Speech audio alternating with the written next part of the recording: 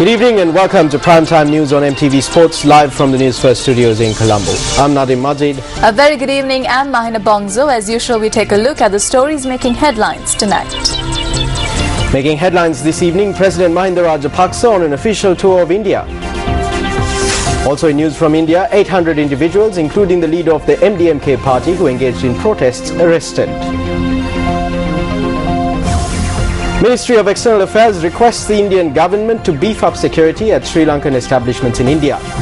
Also, the Convention on the Suppression of Terrorist Financing Amendment Bill passed in Parliament. Taking a look at those stories in detail now. President Mahinda Rajapaksa, who is on a two-day visit to India, visited Bodh Gaya today.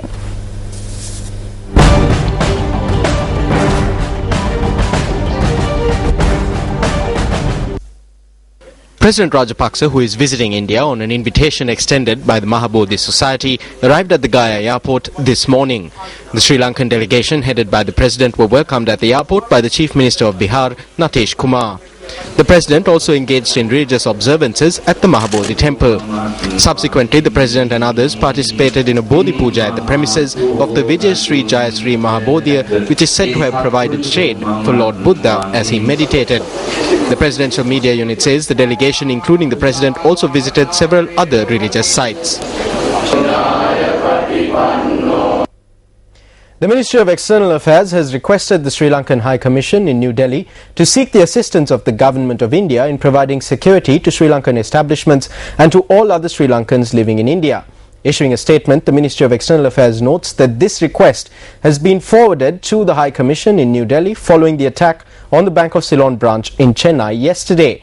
Thereby, the Ministry of External Affairs had requested the Sri Lankan High Commission in India to request additional security for Sri Lankan institutions such as the Mahabodhi Organization and the Sri Lankan Airlines Office. Y. Gopal Swami, alias Vaiko, the leader of the Tamil Nadu political party Madhumaraj Sri Dravida Munnetra Kalaham, has been arrested in New Delhi. Vaiko and 800 others were arrested while engaging in a protest. Indian media reports say Vaiko was arrested while participating in a protest march to the official residence of Indian Prime Minister Dr. Manmohan Singh along the Lok Sabha Road in New Delhi.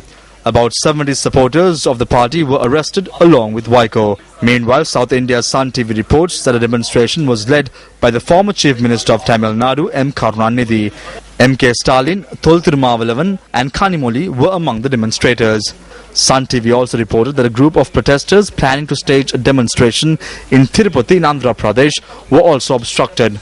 Sun TV reported that a group who attempted to march to the Sri Lankan Deputy High Commissioner's office in Chennai were also prevented from doing so. Furthermore, supporters of the Tamil Nadu Indu Makkal Party and the Tamil Nadu Ilayar Kalagam Party, who held demonstrations obstructing the railway tracks at the Central Railway Station in Chennai, were arrested by the police. Now, yesterday we reported on an incident where a 13-year-old girl who had collected coconuts from a neighbouring garden to raise money for the painting of her school was arrested and then released on bail after being produced in court. Now, speaking at a media briefing convened today, the Chief Minister and Minister of Education of the Western Province, Prasanna Ranatunga, commented on the incident. The Chief Minister said that it is wrong to charge money from students for the painting of schools when funds for this purpose have been allocated by the Provincial Council. If the School Development Committee has identified and is implementing a project, then the maximum sum they can charge for a month is 250 rupees. But even this has to be approved by the zonal office.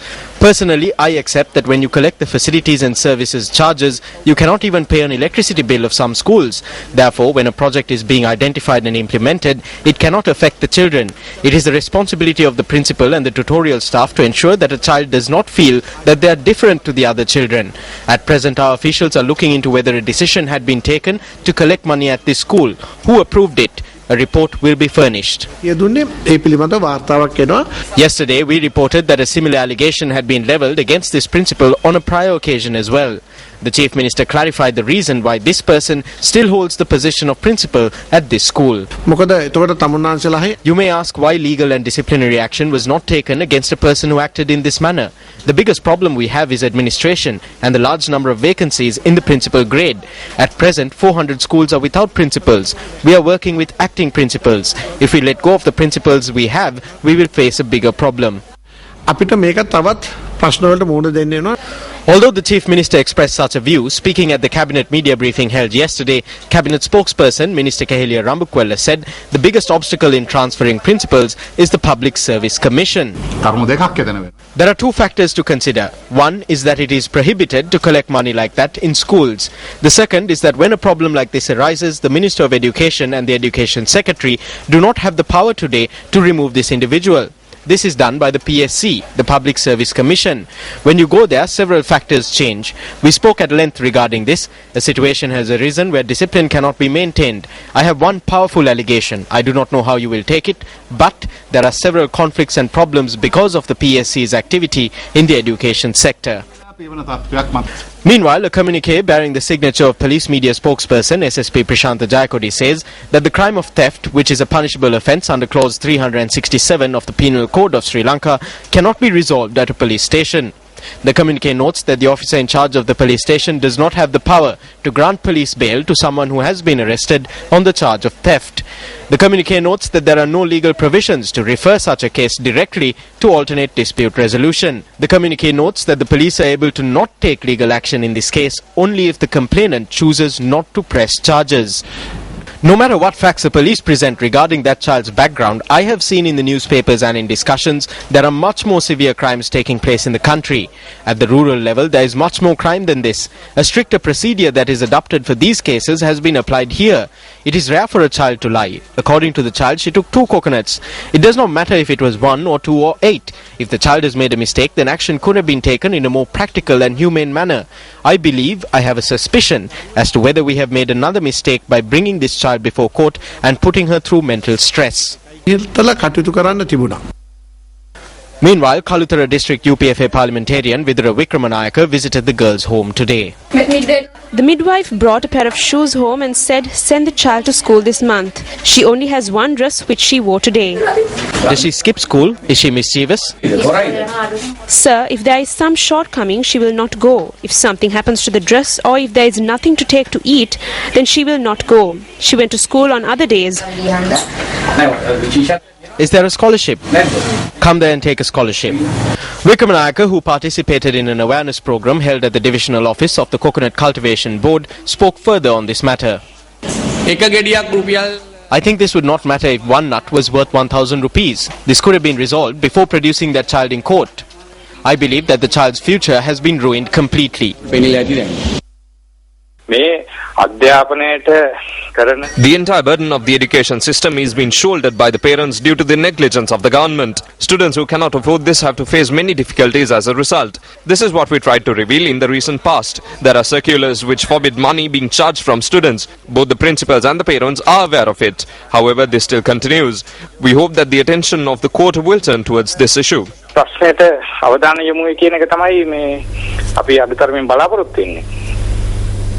Now, views regarding this incident were also expressed in Parliament today. When the case relating to the 8 coconuts came about, the investigation should have been handed over to the Minister of Education, not the Provincial Minister of Education. There is an issue here.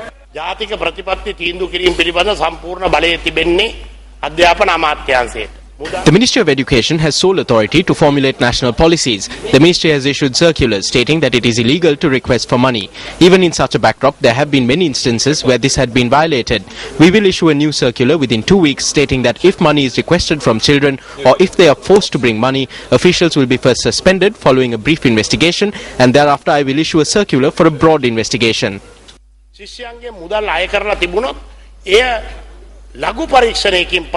ප්‍රථමයෙන් වැඩතහනම් කළා ඊට පස්සේ පරීක්ෂණය කරන්න අවශ්‍ය තකර ලේඛනයක් නිකුත් කිරීමේ කාර්යය මම ඉෂ්ට කරනවා කියන එක මම මේ වෙලාවේදී මතක් කරනවා. With or without the knowledge of the principal, one parent proposes an amount and it is seconded by another. A committee is appointed to collect money from the parents. What will be included in that circular to stop such acts? වගන්ති. හරි තමුන්නාන්සේලා සියලු දෙනාම දේශපාලන පක්ෂ පාට Give us your proposals on how best we can do this, devoid of party differences. We shall consider everything. Let us work to create a new circular which will not allow the repetition of such a mistake. හොඳ චක්‍ර ලේඛනයක් හදමු. උපදේශකාරක සභාවක් යදවන්න මන්ත්‍රීතුමා උපදේශ ලබා දෙන්න. එතකොට හරි. Up next is the newspaper cartoon of the day.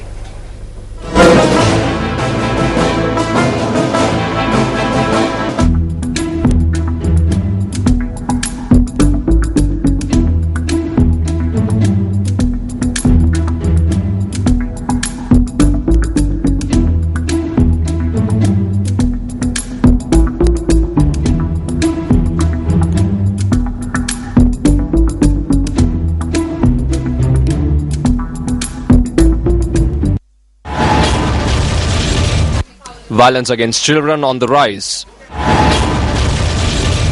A 15-year-old boy stabbed to death in the Ginnali area in Urubokka, Matra.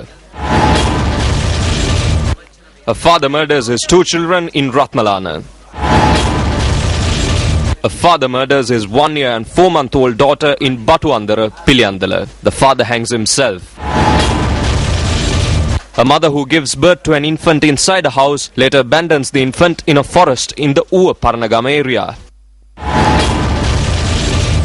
Minister of Child Development and Women's Affairs Tissa Kharaliadda reiterates the law should be strictly enforced in cases related to crimes against children. When will a safe environment for children be created? The Convention on the Suppression of Terrorist Financing Amendment Bill was passed in Parliament this afternoon. The bill was passed in Parliament without a vote. During the committee stage debates, Democratic National Alliance parliamentarian Vijitha Herath said that certain clauses that were not discussed during the preliminary discussions were included in the final bill, and he opposed this move. Here, Deputy Minister of External Affairs Neoma Pereira said that as the bill was taken up for discussion on 2 occasions, no changes will be made to the bill. Also in news from the House of Legislation, Minister of Land and Land Development Janaka Bandara Tennakoon said that land will not be sold or handed over to foreigners. He made this statement in response to a question raised by UNP parliamentarian Ravi Karunanayaka. කරුණාකර ඔබතුමාලා කියන්න පුළුවන්ද මේ BOI Does the BOI land come under your purview? ඔබතුමාලා තුලින් යනවද ගරු ජනාධිපතිතුමා පාර්ලිමේන්තුවේදී As the President said in the budget speech, land will not be sold or handed over to any foreigner. ඒකට ඉඩමක් දෙන්නේ නැහැ විකුණන්නෙත් නැහැ පවරන්නෙත් නැහැ ඒ කියන්නේ එයා විකුණ You won't sell it, but you will give it for 99 years. දැන් මෙහෙ නීතිය පාර්ලිමේන්තුවේ නීතිය කොහොමද දෙන්නේ දෙන්නෙම නැහැ දෙන්නෙම නැහැ අපි පනත ළඟදී කියනවා දැන් මගේ දෙවෙනි අතුරු ප්‍රශ්නේ විකුණන එක My second supplementary question, will these plots of land be given on lease? දෙන්නේ නැහැ නෑ අපි We will forward a proposal during the next cabinet meeting and bring it to Parliament as well. Then you will know. ඊමට අපි cabinet යෝජනාවක් ගේනවා ඊට පස්සේ පාර්ලිමේන්තුවට ගේනවා එතකොට ඔබතුමාට දැනගන්න පුළුවන් Attention was focused in Parliament today on the steps taken to control non-communicable diseases. A question in this regard was raised by UMP parliamentarian Sajid Premadasa. How much money is being spent to prevent diseases such as cancer, heart disease, diabetes, kidney failure and respiratory diseases? Last year, we spent 2,000 million rupees on providing treatment for cancer patients. This is a large amount of money. As the Ministry of Health, we have taken several steps to control non-communicable diseases. කවදාද මේ linear accelerator උපකරණ A linear accelerator machine amounts to nearly 450 million rupees. Why isn't the money being spent on Lamborghinis not being spent to obtain equipment necessary for cancer treatment? තමුනාස්සේ කියන ආකාරයට ප්‍රතිකාර නෑ ඔබතුමා අපට ප්‍රශ්න අහන්න ඉඩ දෙන්න බාධා කරන්න අන්තිමේදී තමයි කියන්නේ අනුරාධපුර පොළොන්නරුව මේ විදිහට ඒ ප්‍රතිකාරයක ආරම්භ කරන්න Treatment units cannot be suddenly set up in Anuradhapura and Polonnaruwa within this free health system. You spent 2 years as Deputy Minister of Health. You can imagine how work was carried out during that time. The government of Saudi Arabia has donated a machine worth 850 million to the Kandy hospital. Once the hospital projects are completed in 20 months, then a new unit will commence which will have state-of-the-art equipment. සියලු උපකාර සහිත ඒ ප්‍රතිකාර ඒකකයේ මේ ආරම්භ වුණාම ওই සියලු කටයුතු වලට ප්‍රතිකාර කරන්න පුළුවන්. මගේ තුන්වෙනි